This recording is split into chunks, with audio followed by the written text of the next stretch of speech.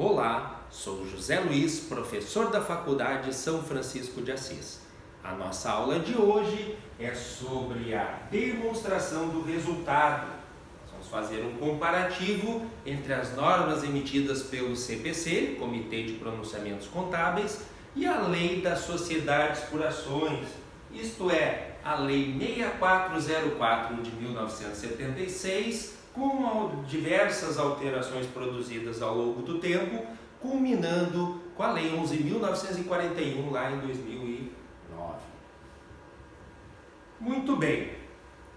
De acordo com o artigo 187 da Lei 6404 de 76, com a alteração produzida até a 11.941 de 2009, a demonstração do resultado discriminará, inciso 1º, a receita bruta de vendas e serviços, as deduções de vendas, os abatimentos e os impostos, isso é, os tributos incidentes sobre essa receita de vendas.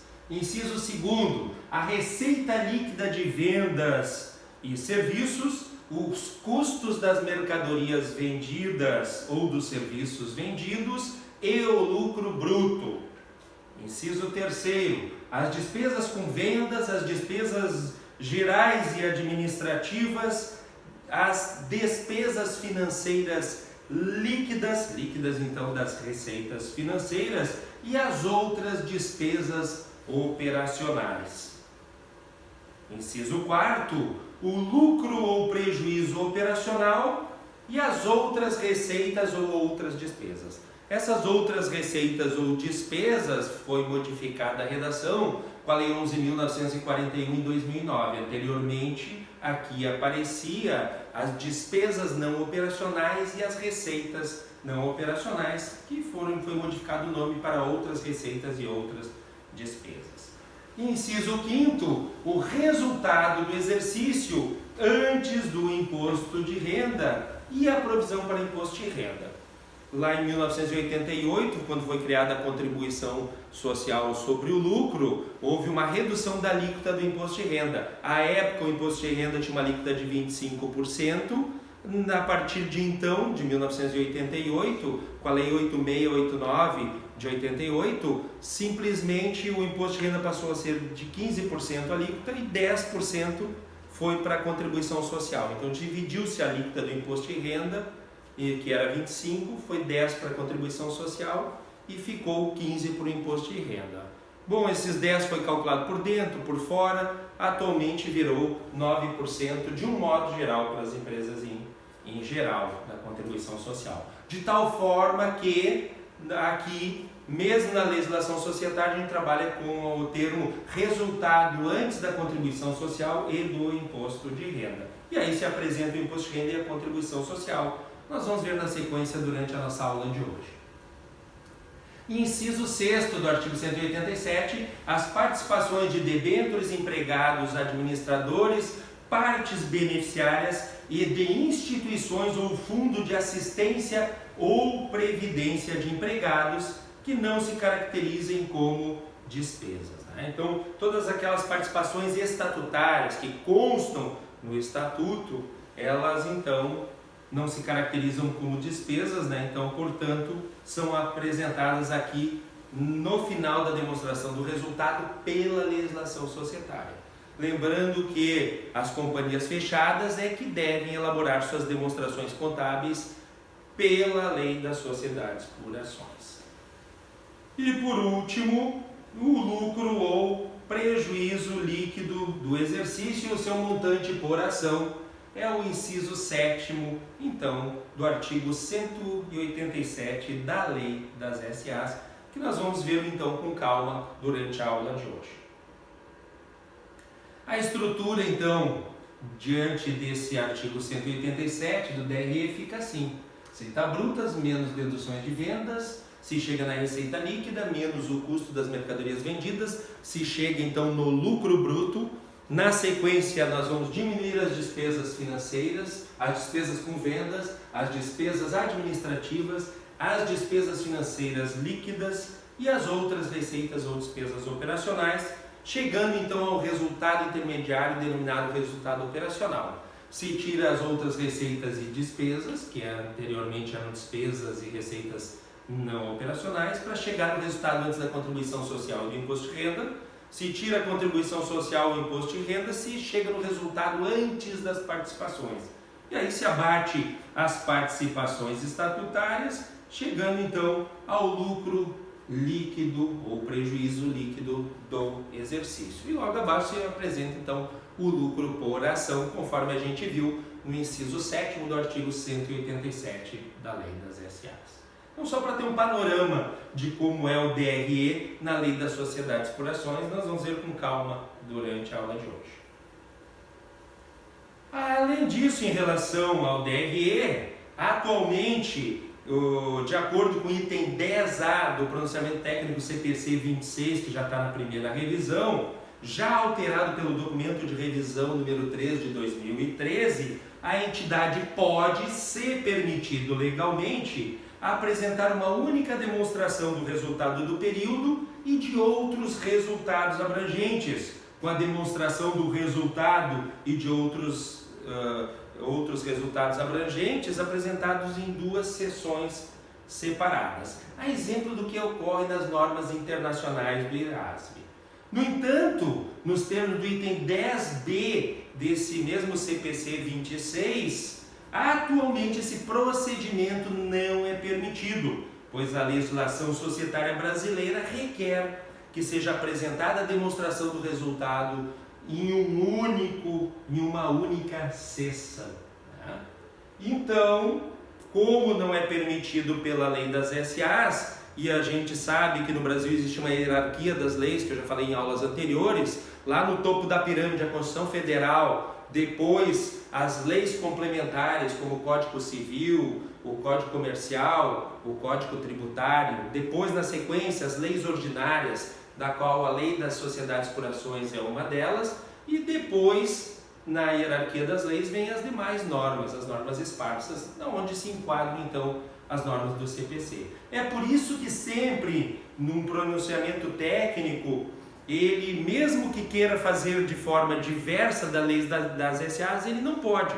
Ele tem que seguir a lei das SAs, que é hierarquicamente superior. E é justamente por isso que a gente encontra respeitada a legislação e, como a gente viu aqui no 10A e no 10B, já criando uma previsão para que no futuro, quando se modificar a lei das SAs, já esteja regulado no CPC. Mas enquanto não modificada, não pode ser utilizado. Então o DRE e os outros resultados abrangentes têm que ser apresentados de forma separada. Mais especificamente, atualmente, de acordo com o item 10 desse CPC 26, os outros resultados abrangentes, então a demonstração do resultado abrangente, deve ser apresentada em uma coluna da demonstração das mutações do patrimônio líquido. Já a demonstração do resultado de acordo com o CPC está disposta lá no item 82 do pronunciamento técnico CPC 26, que foi já alterado então pelo documento de revisão número 6 de 2014. Lá está disposto que na demonstração do resultado do período devem ser divulgados no mínimo, então essas são as rubricas mínimas que devem ser apresentadas, sempre que determinado item ou agrupamento de contas semelhantes for relevante, isso é, for material, ele deve ser apresentado separadamente. Obedecidas determinações legais, observem aqui, Então, no mínimo, nós vamos apresentar esses itens que são apresentados no item 82, respeitada a legislação societária. Ou seja, eu tenho que ainda observar o que nos diz a legislação societária em relação à demonstração do resultado. Nesse item 82 aparecem como itens mínimos as receitas, o custo dos produtos, mercadorias ou serviços prestados, o lucro bruto, as despesas com vendas, as despesas gerais e administrativas, as outras despesas e receitas operacionais, o resultado de investidas pelo método de equivalência patrimonial. Então observem, o resultado de equivalência patrimonial na demonstração do resultado pelo CPC deve ser evidenciado separadamente, enquanto que na legislação societária aparecem outras receitas ou despesas operacionais. Na sequência, itens evidenciados separadamente, ganhos, perdas de capital, etc. Nós vamos ver na sequência, o item 97 e 98 do CPC 26 nos diz que itens devem ser evidenciados separadamente na demonstração do resultado ou em notas explicativas. Um outro resultado intermediário, que é o resultado antes das receitas e despesas financeiras. Então nós vamos ver que é o EBIT na sequência. Então o resultado que nos permite comparar empresas com diferentes graus de alavancagem, as despesas financeiras e as receitas financeiras. Se chega então a um outro resultado intermediário, que é o resultado antes dos tributos sobre o lucro, e aí sim se apresenta essas despesas com tributo sobre o lucro, no caso, a contribuição social sobre o lucro e o imposto de renda. Se chega a um outro resultado denominado resultado líquido das operações continuadas. Na sequência, se houver, se apresenta o resultado das operações descontinuadas já líquido dos tributos. Então, se não houver operações descontinuadas, aqui seria o resultado líquido do período. Em havendo operações descontinuadas, o termo que se utiliza passa a ser o resultado líquido das operações continuadas e na sequência se apresenta então esse resultado das operações descontinuadas já líquido dos tributos.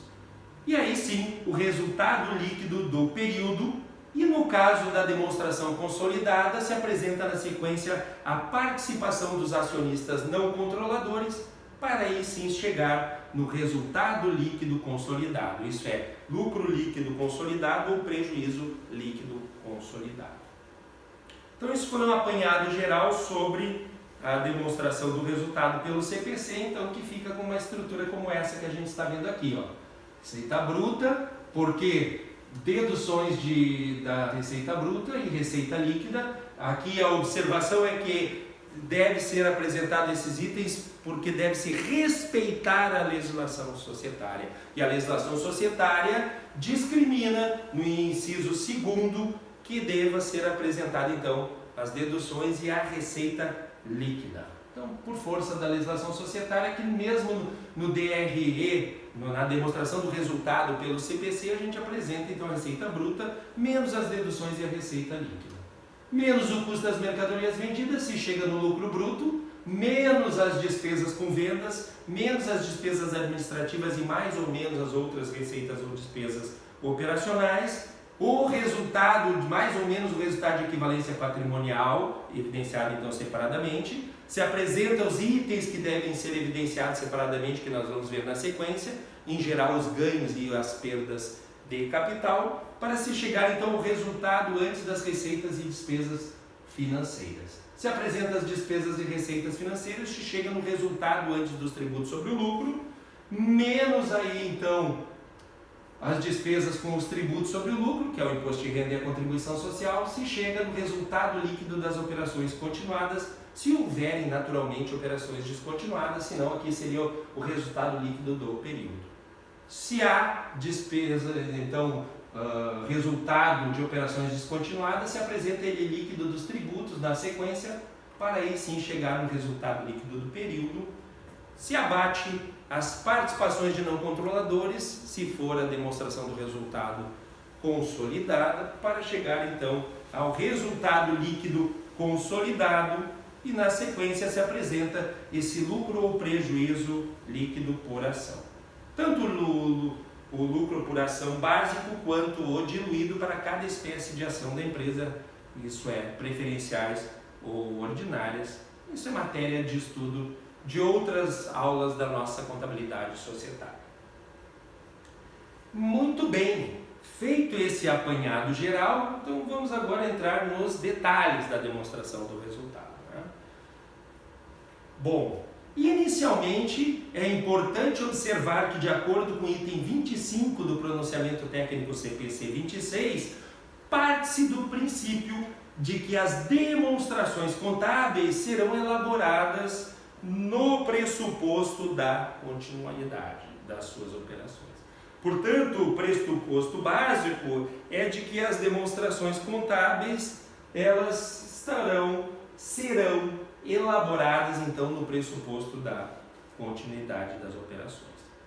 No entanto, caso as demonstrações contábeis elas sejam elaboradas no pressuposto da descontinuidade, ou ainda, se alguma operação tiver sido descontinuada durante o período, de acordo com a linha K do item 82 do CPC 26, esses valores então devem ser apresentados na demonstração do resultado logo após o resultado das operações continuadas, conforme a gente viu na estrutura patrimonial agora há pouco, né? Então a gente apresenta esse resultado líquido das operações, líquido então de tributos das operações descontinuadas, na própria demonstração do resultado. Vamos iniciar então traçando um comparativo com o primeiro item da demonstração do resultado, né? Tanto numa norma como na outra, já que deve se respeitar a legislação societária, nós vamos iniciar com a receita bruta. É importante observar que a legislação societária ela não contempla então essa definição de receita e nem de receita bruta. Então, à época ficou em cargo da doutrina a definição de receita e de receita bruta. Muito bem, já as normas do CPC nós temos o pronunciamento conceitual básico, o CPC 0, que já está na sua segunda revisão, que define receita, né? Como aumentos de ativos ou reduções de passivo com o consequente aumento do patrimônio líquido e que não digam respeitos a integralizações de capital ou aporte de capital pelos acionistas. Muito bem, esse grupo de receita bruta deve demonstrar as receitas que a empresa teve com a venda de mercadorias, produtos ou serviços, consubstanciado então nas suas notas fiscais de vendas de mercadoria, produtos ou serviços prestados. Então nesse grupo nós vamos apresentar então receita de vendas de mercadoria, receita de vendas de produtos e receitas de prestação de serviço.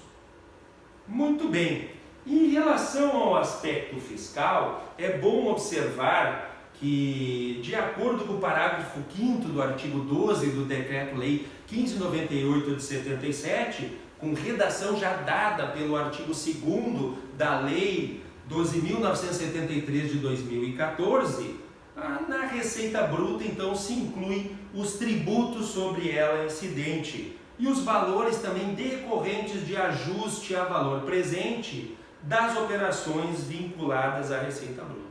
Muito bem, nós vimos que na aula do balanço patrimonial que as obrigações de longo prazo e as relevantes de curto prazo devem ser ajustadas a valor presente. Então, quando ajustadas a valor presente, entende a Receita Federal, a Secretaria da Receita Federal do Brasil, que nessa receita bruta estão incluídos, além dos tributos sobre essas vendas, também o ajuste a valor presente.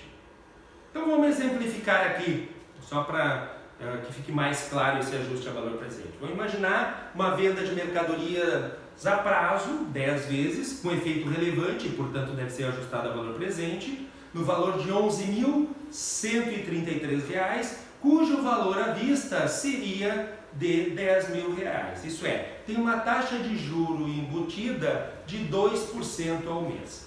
De que forma deve ser feito o registro então? Nós vamos debitar então clientes os 11.133, que é o total que saiu na nota fiscal de venda, e creditar a receita de vendas de mercadorias, produtos ou serviços, R$ 11.133. E aí sim, vou criar uma conta de dedução de vendas, lá na demonstração do resultado, denominada ajuste a valor presente das vendas, R$ 1.133, e creditar uma conta retificativa, no caso de clientes, de juros, receita de juros a apropriar, esses mesmos R$ 1.133, que tem de juros a serem apropriados nos próximos 10 meses. Né? Observem uma consideração a ser feita aqui.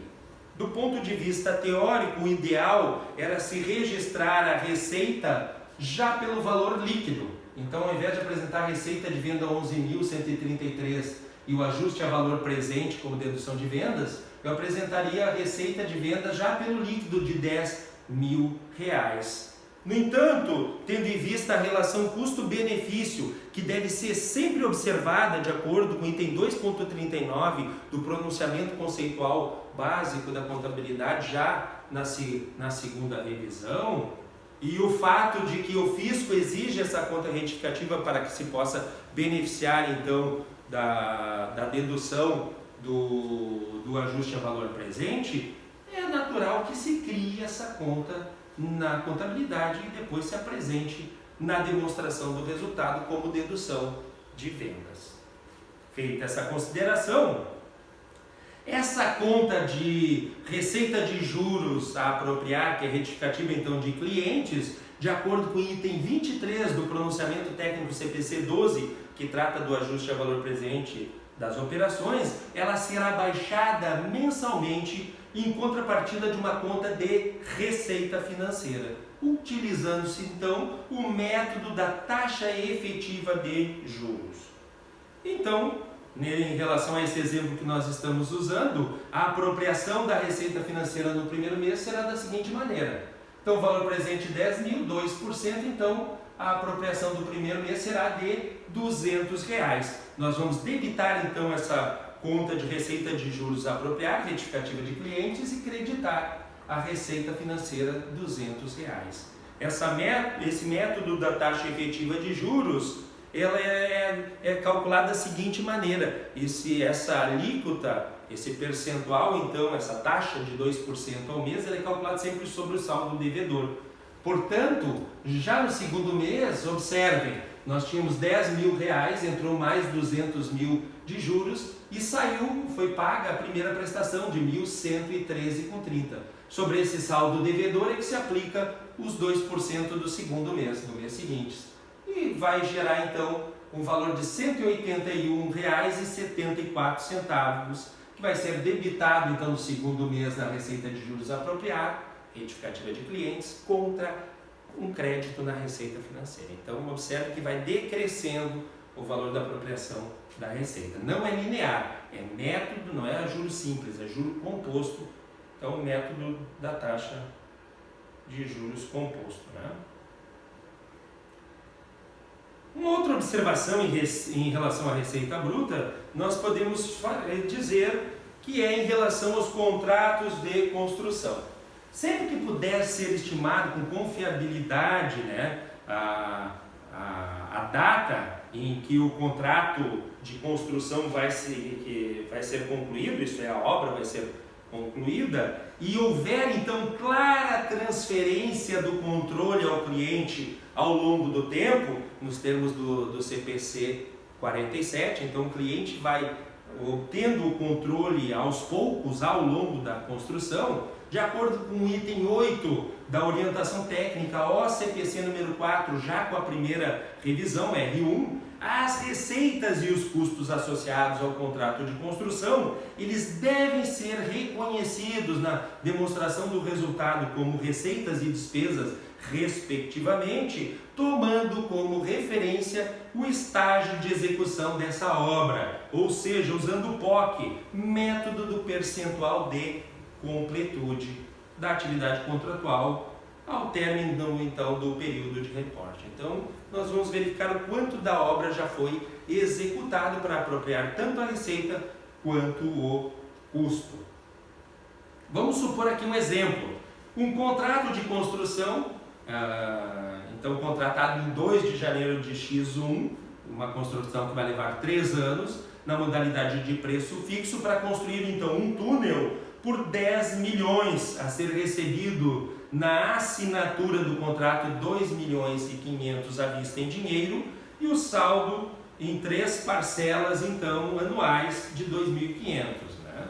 Nesse caso então, sem considerar então o ajuste a valor presente, com os custos totais estimados dessa obra de construção do túnel de 9 milhões, pelo recebimento então da entrada, o registro que se faria então, como entrou em dinheiro, debitaria a caixa esses 2,5 milhões e se creditaria adiantamento de clientes. Observe, o cliente adiantou um dinheiro para a empresa e o produto ainda não foi produzido, não se encontra nos estoques da empresa que está vendendo. Ele vai ser construído ainda. Portanto, caracteriza essa conta de passivo aqui de adiantamento de clientes. Durante o primeiro ano, a empresa então incorreu em gastos com construção no montante de R$ 2.430, que foi pago à vista em dinheiro. Então, nesse caso, observem qual é o registro.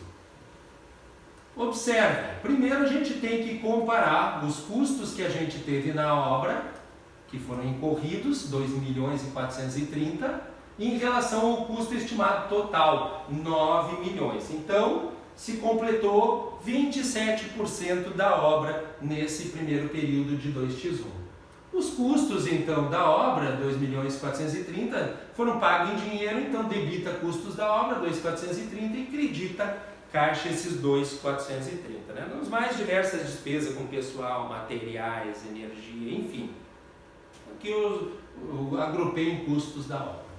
Nesse caso, então, o registro da receita é o seguinte: a receita de venda de construção, então eu vou pegar esse percentual de completude da obra de 27% e aplicar sobre a receita total, que é 10 milhões. Me dá então R$2.700.000. Tiro o valor que já foi adiantado em clientes, 2.500.000, sobrou em clientes para receber R$200.000 a débito então de clientes. Vamos fazer mais um ano ainda. Durante o ano 2, a empresa incorreu em gastos de 2.440, pagos também à vista em dinheiro, aos quais incluindo então 190.000 relativo então aos materiais que foram adquiridos e estocados, né, no local da obra e que seriam utilizados nos anos seguintes. Primeiro passo, então, vamos verificar, pegar os custos incorridos, é 2.250, ou seja, os 2.440 menos o valor que ficou estocado de 190. 2.250, comparo com os 9 milhões do custo total e encontro 25% então de realização da obra. Nesse caso, o registro contábil é: o custo da obra foi de 2.250, os estoques então de 190.000 e no caixa saiu os R$2.440 de custo, né? E naturalmente o registro da receita seria 10 milhões vezes 25%, seria 2,5 milhões de receita de vendas em contrapartida de clientes. Muito bem, então só para dar uma passada nessa parte de receita de construção, que tem algumas peculiaridades conforme a gente acabou de ver. Na sequência, na demonstração do resultado, então tanto na legislação societária quanto no CPC, nós vamos apresentar as deduções de vendas, que são representadas então pelas contas de devoluções de vendas, dos abatimentos e descontos incondicionais, isso é, aqueles que não dependem de condição, incondicionais, não dependem de condição. Normalmente surgem em decorrência de avarias nos produtos durante o transporte, né? Mas podem ocorrer de outras condições que não há uma condição estabelecida em um contrato, como por exemplo, receber um desconto por pagamento da fatura ou da duplicata até uma determinada data. E nesse caso, então, é um desconto condicional, e os descontos condicionais, eles, quando recebidos, eles são registrados como receita financeira, e quando concedidos, eles são registrados como despesas financeiras. Como deduções, então, só aqueles incondicionais. Abatimento e desconto são sinônimos. E aqui também, nas deduções de vendas, nós vamos apresentar todos os tributos incidentes sobre a receita de venda de mercadorias, produtos ou serviços. Então aqui nós vamos ter o ICMS incidente sobre as vendas, o PIS e o COFINS incidente sobre as vendas, o ISSQN sobre a prestação de serviços, as devoluções de vendas, os descontos e os abatimentos incondicionais, como a gente acabou de ver, e também o ajuste a valor presente das vendas, se for o caso, conforme a gente viu agora há pouco. Na sequência, nós vamos apresentar o subtotal, que é a receita líquida, que é obtido pela diferença entre a receita bruta e as deduções de vendas. Essa receita líquida, então, indica, né, qual foi o faturamento que a empresa obteve após deduzir todos os tributos incidentes sobre essa venda. Então, seria uma receita líquida dos tributos diretos, né? É importante observar, então, conforme a gente já falou, que na demonstração do resultado, de acordo com o CPC, não existe discriminado nos itens mínimos do item 82 do CPC 26 esse subgrupo. No entanto, respeitada a legislação societária, ele deve ser apresentado também no DRE pelo CPC. Após a receita líquida, nós devemos apresentar o custo dos produtos, mercadorias ou serviços vendidos. Né? O custo das mercadorias vendidas é aquele gasto que a empresa tem para colocar o produto à disposição do cliente lá na prateleira, na loja. Né? E essa apuração do custo das mercadorias vendidas, né, ele está diretamente relacionado aos estoques da empresa, pois ele representa justamente a baixa que é dada nos estoques pelo seu custo em relação às mercadorias que foram vendidas no período. Lá nas nossas aulas de custo, então nós vemos com calma como é que é calculado esse custo das mercadorias vendidas na contabilidade comercial em relação às mercadorias vendidas e nas contabilidades de custo, o custo dos produtos ou serviços vendidos. Muito bem, se chega num outro subtotal da demonstração do resultado denominado de lucro bruto, obtido então pela diferença entre a receita líquida e o custo das mercadorias, produtos ou serviços prestados. Portanto, o lucro bruto é o valor que remanesce após então deduzidos todos os tributos e o quanto custou as mercadorias, produtos ou serviços para a empresa. É o valor que remanesce para o pagamento das demais despesas da entidade. Na sequência, na demonstração do resultado, nós devemos apresentar as despesas com vendas. As despesas com vendas representam aqueles gastos que a empresa tem para vender os seus produtos. Isso é, os gastos com promoção, com colocação, com distribuição dos produtos na empresa, bem como aqueles riscos assumidos pela empresa. Como exemplo, então, de despesas de vendas, nós temos despesas de pessoal da área de vendas, telefones da área de venda, água da área de vendas, internet da área de vendas, despesas com marketing, despesas com distribuição, despesas com comissões sobre vendas, despesas com propagandas e publicidade, despesas com fretes, etc. Enfim, todas aquelas despesas referentes à área de vendas da empresa. Então, no mínimo, numa contabilidade simplificada, numa empresa menor, nós teríamos dois centros de custos, um centro de custos para a área de vendas e um centro de custos ou de resultado ou de lucros para a área administrativa. Então, todas as despesas que a gente tem com essa área de vendas ficam classificadas na demonstração do resultado como despesas de vendas. Já as despesas administrativas representam aqueles gastos que a empresa tem para administrar um negócio e que se constituem de várias atividades e que beneficiam todas as fases do negócio ou do objeto social da empresa. Então, como exemplos de despesas da área administrativa, nós temos as despesas com prolabore, honorários do Conselho de Administração, despesas com pessoal da área administrativa, energia elétrica da área administrativa, aluguéis da área administrativa, despesas legais e judiciais da área administrativa, despesas com materiais de expedientes utilizados na área administrativa, enfim, uma série de despesas necessárias para que a empresa seja administrada. O próximo grupo são as outras receitas ou despesas operacionais.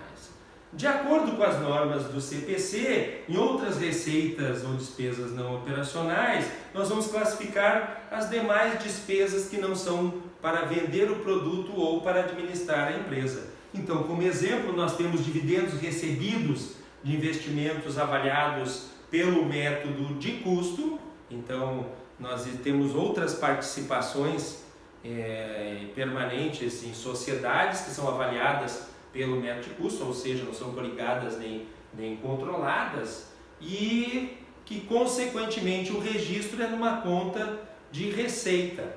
denominada dividendos recebidos, que é classificada em outras receitas ou despesas operacionais. Poderia também ter como exemplo aqui no CPC as perdas com estoques, né? Então, em decorrência de uma ação da natureza, uma inundação, uma seca, uma cheia, a empresa perdeu estoques e essa despesa com perda de estoque seria classificada aqui em outras receitas ou despesas operacionais.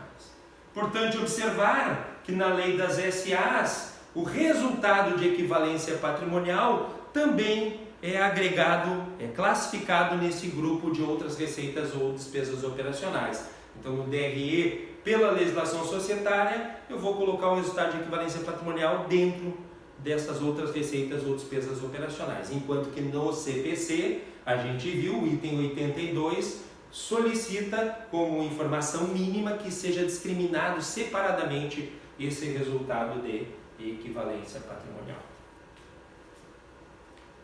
Aí, na legislação societária, existe um subgrupo denominado de resultado operacional, que representa então a diferença entre o lucro bruto, menos então as despesas com vendas, menos as despesas gerais e administrativas, menos as despesas financeiras líquidas e mais ou menos essas outras receitas ou despesas operacionais. Importante observar então que no CPC não existe esse subtotal denominado então de resultado operacional na demonstração do resultado.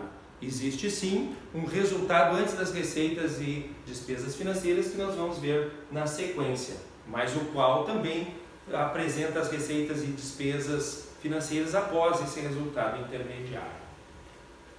Aqui é importante fazer uma colocação de que esse termo resultado operacional, na realidade, ele é indevido. Ele consta da lei das sociedades por ações, mas observem, a empresa, de acordo com o artigo 2º da Lei 6404/76, não pode realizar operações estranhas ao objeto social da companhia.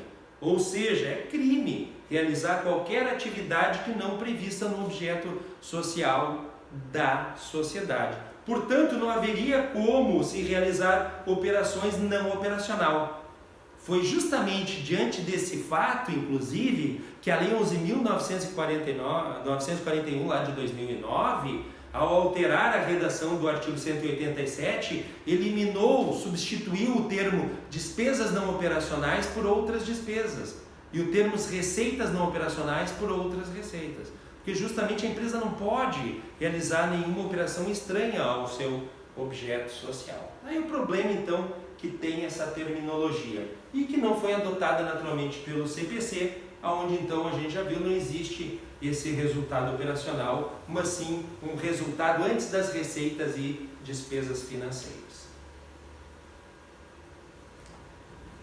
Nessas outras receitas, que eram anteriormente denominadas de receitas não operacionais, na lei das SAs, nós devemos apresentar os ganhos de capital. Isso é, aquelas alienações ou vendas de bens pertencentes ao ativo não circulante por um valor superior ao valor contábil que esse bem está registrado. Ou seja, são resultados obtidos de atividades acessórias da empresa, né? Elas são incidentais, né? São receitas incidentais. Podem ocorrer no período ou ocorrer em outros períodos, né? E são denominadas de ganhos de capital. No CPC, nós vimos esses ganhos de capital devem ser evidenciados separadamente na demonstração do resultado, de acordo com o item 98 do CPC 26.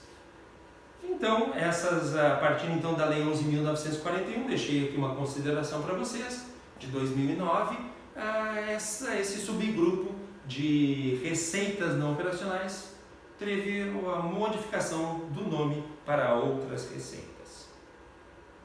Na lei das SAs, na sequência, apresentadas outras despesas, que anteriormente eram denominadas de despesas não operacionais, que representam então as perdas de capital. Isso é, venda ou alienação de ativo não circulante por um valor inferior ao valor contábil, né? Gerando, portanto, uma perda de capital. No CPC, essas perdas de capital também são evidenciadas separadamente antes do resultado antes das receitas e despesas financeiras, por força então desse mesmo item 98 do CPC 26. E a consideração de que foi justamente a Lei 11.941 em 2009 que alterou então a redação do artigo 187 da Lei 6404 de 76, substituindo a terminologia despesas não operacionais por outras despesas. Em relação aos itens evidenciados separadamente nas normas do CPC, de acordo com o item 97 e 98 do pronunciamento técnico CPC 26, os seguintes itens, quando materiais, isso é, quando eles forem capazes de modificar a tomada de decisão, eles devem ser evidenciados separadamente ou na demonstração do resultado ou ainda nas notas explicativas. Quais são esses itens? Reduções de estoques ao seu valor realizável líquido. Então, os estoques, de acordo com o CPC 16, devem ser mantidos ao custo ou ao valor realizável líquido, o que for menor. Então, se houver uma redução do estoque ao valor realizável líquido, essa perda, então, deve ser apresentada separadamente no DRE, pelo CPC.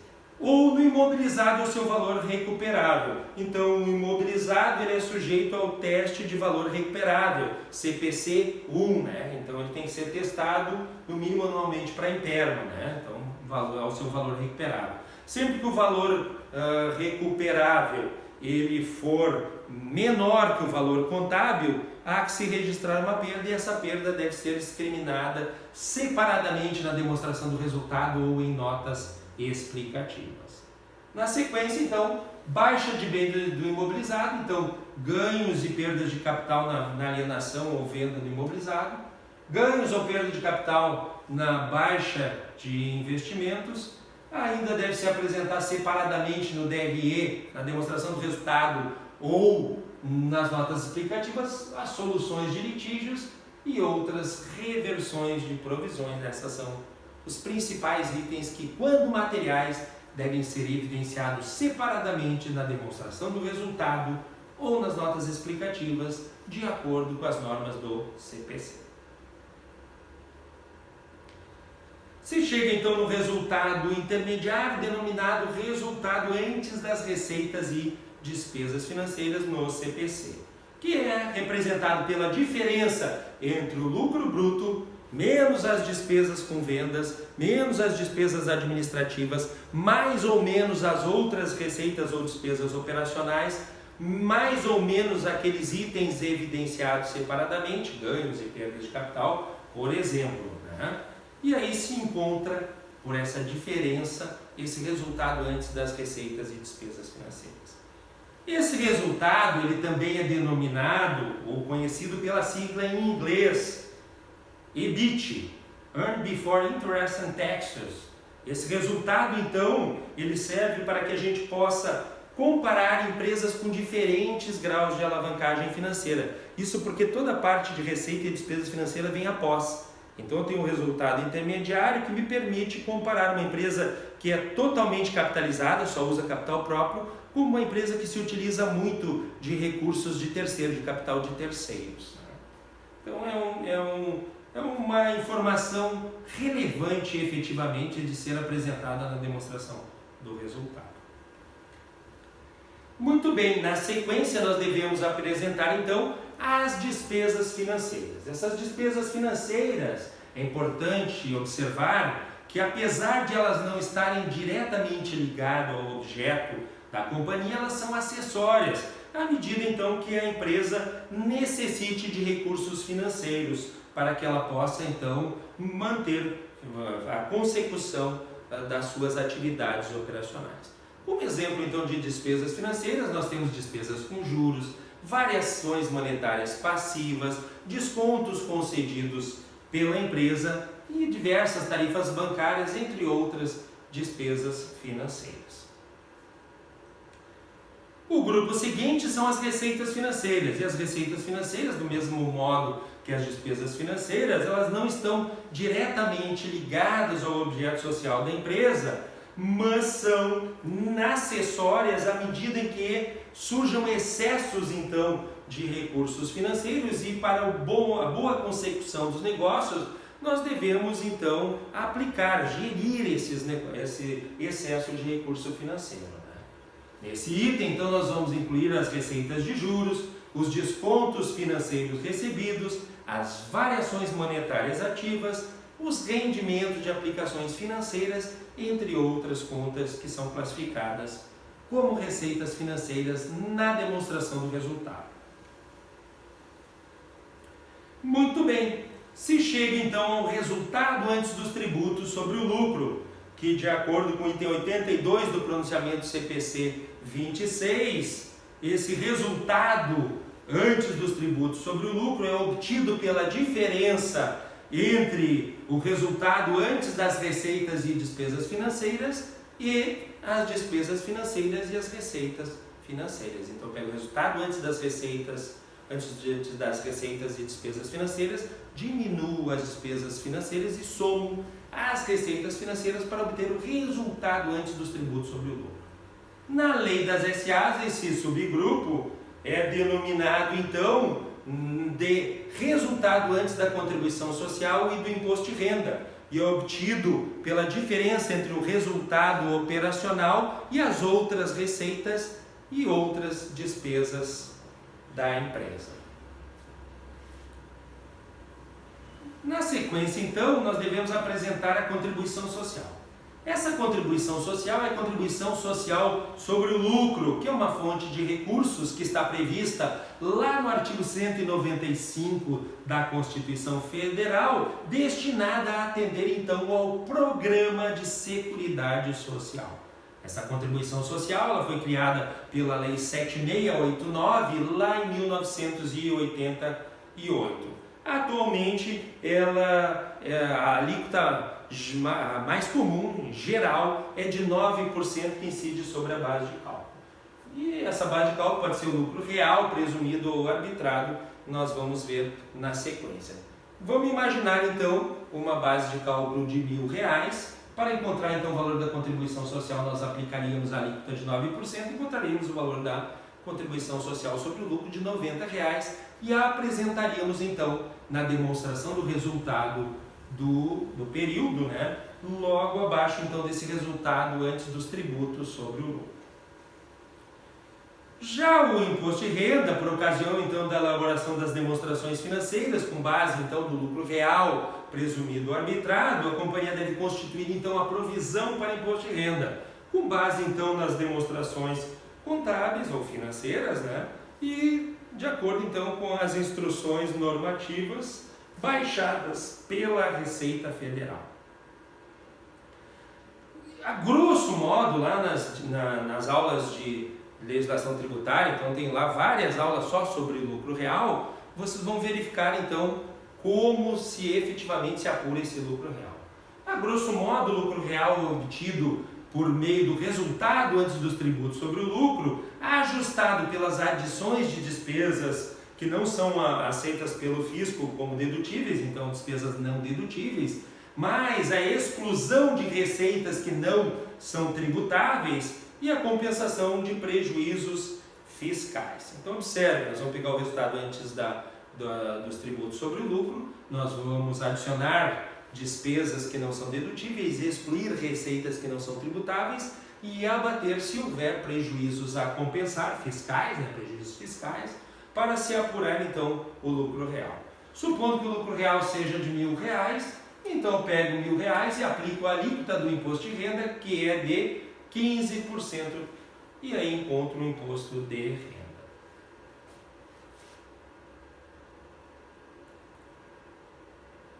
Na sequência, de acordo então com a legislação societária, nós devemos apresentar o resultado antes das participações, nos termos do artigo 187 da Lei 6404/76. Esse resultado antes das participações é obtido então pela diferença entre o resultado antes do imposto de renda e da contribuição social, menos então a contribuição social sobre o lucro e menos o imposto de renda. Chegamos então ao resultado antes das participações. No CPC não existe esse grupo então na demonstração do resultado, é somente pela legislação societária. No CPC, nós vamos ver nas sequências, essas despesas então com as participações são alocadas como despesas de vendas administrativas ou ainda financeiras. Mas primeiro vamos ver o que são essas participações. Essas participações são parcelas de lucros distribuídas a determinados favorecidos nos termos estabelecidos no Estatuto da Companhia. Então observem, essas participações são as participações estatutárias. Então é participação no lucro da companhia estabelecidas, reguladas no Estatuto da empresa. Então não confundir com gratificações, com atingimento de outras metas. Então participações nos lucros que não estejam reguladas no Estatuto. Aqui a lei trata daquelas reguladas no Estatuto. Então são registrados nesses itens as participações de debêntures, empregados, administradores e partes beneficiárias, ou instituições ou fundo de assistência ou previdência de empregados, nos termos do inciso 6º do artigo 187 da Lei 6404/76, alterada pela 11.941 de 2009. De acordo com o artigo 190 da Lei 6404 de 76, as participações estatutárias de empregados, administradores e partes beneficiárias serão determinadas sucessivamente e nessa ordem, com base nos lucros que remanescerem depois de deduzida a participação anteriormente calculada. Então observe, primeiro aspecto aqui, as participações estatutárias de empregados. O artigo 190 esqueceu de colocar debêntures, mas que deve ser a primeira participação calculada por força do inciso 6º do artigo 187 que a gente acabou de ver. Está aqui, a primeira participação que aparece no inciso 6º do 187 é debêntures. Então houve um erro do legislador de não colocar aqui a participação de debênture como sendo a primeira, mas nós devemos colocar por força da jurisprudência predominante. Então, essas participações serão calculadas sucessivamente nessa ordem. Então, primeiro vem debêntures, depois empregados, depois administradores, depois partes beneficiárias e depois essas participações de fundo ou previdência de empregados. E sobre o saldo remanescente, isso é, eu pego o saldo que está no resultado antes das participações. Se houverem, eu abato os prejuízos acumulados por força do artigo 189 da Lei 6404 de 76, e sobre essa base eu calculo a primeira participação, que é debêntures. Após calculada a debêntures, eu abato dessa base o valor que eu paguei para as participações de debêntures e encontro o saldo remanescente, que é a base de cálculo da participação seguinte. Ou seja, é um cálculo em cascata, determinado então no artigo 190 da Lei 6404 de 76. Aqui um exemplo então. A base de cálculo das participações, 230 mil. Debêntures, vamos imaginar que seja de 10%. 10% de 230 mil, encontro 23 mil reais. O saldo remanescente eu encontro como? Tinha 230 mil, paguei 23 mil de participações de debêntures, remanesceu 207 mil, que é a base de cálculo para a participação seguinte, que é de empregados. 207 mil vezes 10%, supondo que a participação estatutária de empregados seja de 10%, encontro R$ 20.700.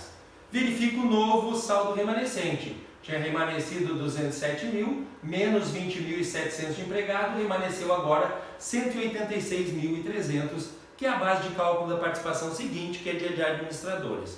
Supondo que seja de 10% a participação de administradores, pego 186.300, que é o saldo remanescente, aplico 10% e encontro R$ 18.630. Participação de administradores, de acordo com o parágrafo 1º do artigo 152, elas devem ser de até 1/10 dos lucros ou a remuneração anual dos administradores. Então eu vou calcular esses 10%, que é o máximo a ser pago de participação aos administradores, de acordo com esse parágrafo 1º do 152 da Lei 6404/76, comparo com o total de prolabore, remuneração direta e benefícios indiretos que o acionista teve durante o período, e aí pago o menor entre os dois. Aqui nesse caso só usei os 10% e encontramos R$ 18.630. Muito bem, encontro o novo saldo remanescente, 186.300 menos 18.630 de participação de administradores, encontramos R$ 167.670 de saldo remanescente, que é a base de cálculo então das participações de partes beneficiárias. São aquelas participações, geralmente, de acordo com o artigo 46 da Lei 6404 de 76, atribuída aos fundadores da empresa, como uma espécie de remuneração dos fundadores da empresa por ter criado então a sociedade.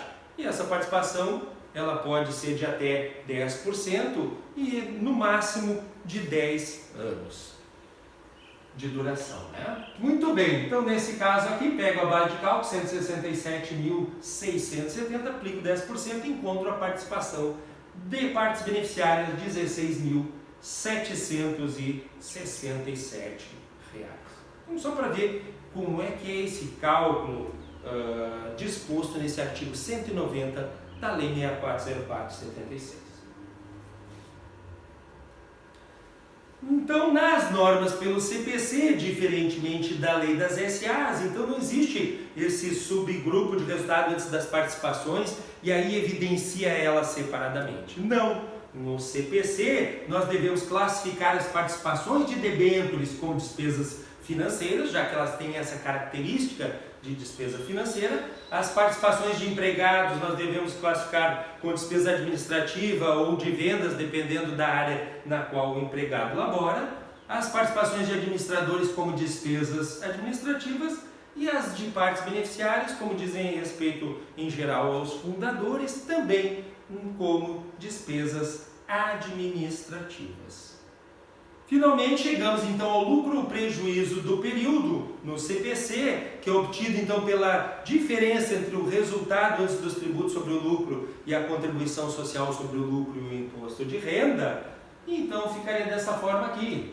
Resultado antes dos tributos sobre o lucro, vamos imaginar R$21.000, o imposto de renda de R$3.000 menos a contribuição social de R$1.800 e encontraríamos um lucro líquido do período de R$16.200.